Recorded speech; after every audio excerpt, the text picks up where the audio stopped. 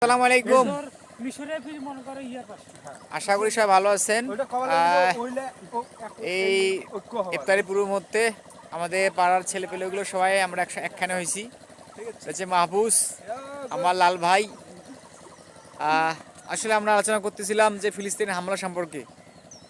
আসলে আমরা তো বাংলাদেশে কিছু করতে পারবো না, তবে যারা ফিলিস্তিনের পার্শ্ববর্তী রাষ্ট্র আছে তাদেরকে এগিয়ে আসতে হবে। আর বিশেষ করে 57টা যে ওআইসি ইসলামী রাষ্ট্রপতিদের আছে এদেরকে এগিয়ে আসতে হবে। এরা নাকি মোড়ল। এই যুক্তরাষ্ট্র, ট্রাম্প এরা বাংলাদেশের সংখ্যালঘু বা বিভিন্ন নির্যাতনের বিরুদ্ধে কথা বলে, অথচ মুসলিমদের যখন নিধন করা হচ্ছে তখন তারা কোনো কথা বলতেছে না। তারা বরঞ্চ উল্টা ইসরায়েলকে সহায়তা করে যাচ্ছে।